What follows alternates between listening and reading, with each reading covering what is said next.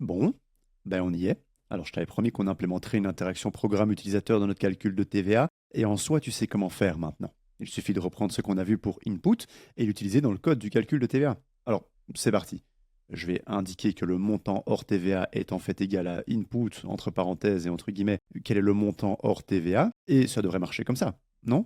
Bah écoute, on essaye, je lance mon programme, j'entre 1 million, je valide ma réponse, et ça plante.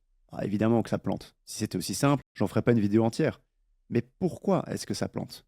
Alors évidemment, je vais te donner la solution, mais est-ce que tu serais prêt à mettre en pause quelques instants le temps de réfléchir? Parce que crois-le ou non, mais le concept qui n'a pas été respecté, eh ben, tu l'as déjà vu. Bon, dans tous les cas, on sait tous les deux très bien que tu mettras probablement pas pause parce que tu veux que ça avance. Donc, perdons pas de temps.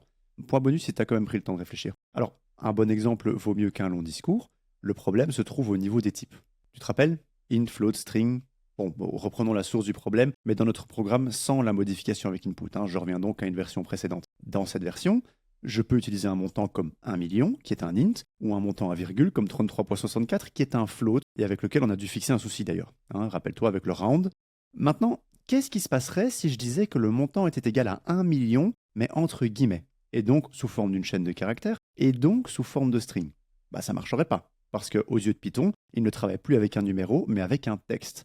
Pour faire un exemple un peu plus grotesque, tu peux dire que le montant hors TVA égale Bruno. Bah, ça n'a pas de sens, parce qu'à la ligne 5, ça reviendrait à dire que TVA égale round Bruno fois taux de TVA, Bruno qui est un string et taux de TVA qui vaut 0,21. Cette ligne pose problème, parce que je veux multiplier une chaîne de caractères avec un float, donc avec un nombre à virgule, et ce résultat, je veux l'arrondir à deux chiffres après la virgule. Ça ne va pas. À la rigueur, il accepterait de multiplier une chaîne de caractères par un int. Donc si je multiplie Bruno par 2, il me donnera Bruno Bruno.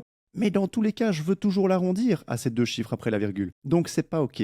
Et par conséquent, si j'exécute mon programme de la même façon que pour les essais précédents, eh ben ça plante. Alors je vais faire une petite parenthèse, mais si maintenant tu observes l'erreur de plus près, tu remarqueras que c'est exactement la même qu'on a eue lorsqu'on a testé avec la fonction input. C'est un détail très important, on y reviendra. Je te la montre ici d'ailleurs, hein. Je suis revenu en arrière sur les changements qu'on a effectués. Donc là maintenant, ce que tu vois à l'écran, c'est la même chose qu'au tout début avec la fonction input. Tout ça pour dire que Python ne fera pas la différence entre la chaîne de caractères Bruno et la chaîne de caractères 1 million. Il ne faut pas oublier qu'on travaille avec un ordinateur qui ne va pas réfléchir comme nous et remarquer que le string 1 million, ah ben en fait, c'est un entier. Non, non. Un string, c'est un string et sera traité comme un string. Un int, c'est un int et sera traité comme un int. Idem pour les floats et pour tous les types qu'on abordera plus tard. Du coup, si tu as bien suivi, tu auras peut-être compris le problème. Quand je vais utiliser la fonction input, je vais placer ma réponse dans une variable et cette variable sera toujours un string. Ah, c'est pas très pratique et c'est normal quand on y pense parce que je suis en train de taper quelque chose au clavier. Donc par défaut, vu que ça vient du clavier, c'est d'office une chaîne de caractères. En faisant comme ça, on ne peut pas se tromper. Du coup, vu que je bosse pas avec le bon type, bah, la question à se poser c'est comment changer de type? Comment faire comprendre à Python que j'ai bien entré un int ou un float et pas un string? Alors, t'en fais pas, tout est prévu. Les fonctions int et float, parce qu'elles existent aussi sous forme de fonctions, vont justement nous aider à ça. Alors pour faire simple, ce que j'ai entré dans les parenthèses sera transformé en int ou en float en fonction de ce que j'utilise. Retiens pour nous simplifier la vie que, pour le moment, int et float ne peuvent prendre qu'une chaîne de caractères entre les parenthèses, et cette chaîne de caractères doit représenter le nombre dont le type doit changer. En réalité, on peut aussi s'en servir pour, entre guillemets, traduire des nombres sur d'autres bases, comme par exemple le binaire et l'hexadécimal. Mais on s'en occupera pas ici, restons simples pour le moment. Par exemple, si j'entre la chaîne de caractères 1 million entre les parenthèses de la fonction int, je vais obtenir un int qui vaut 1 million. Je vais donc passer d'une chaîne de caractères vers un int. Par contre, c'est super important de s'assurer que le nombre que j'entre entre les parenthèses de la fonction int soit bien un entier du coup.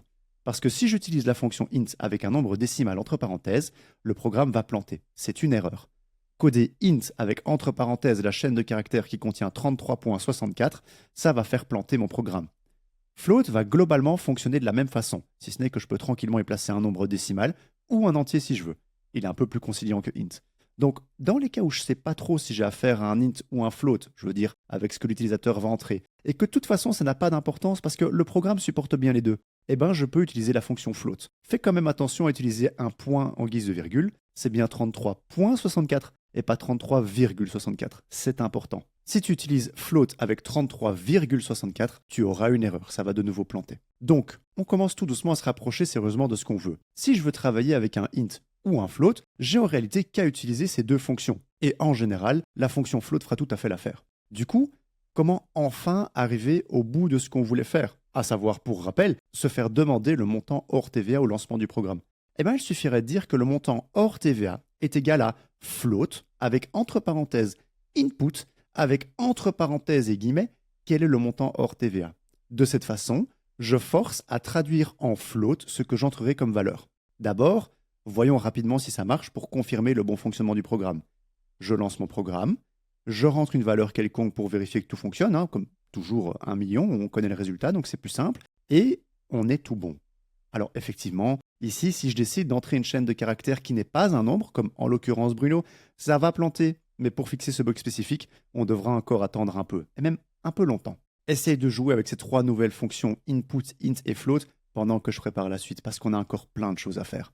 Du coup, bisous, à plus.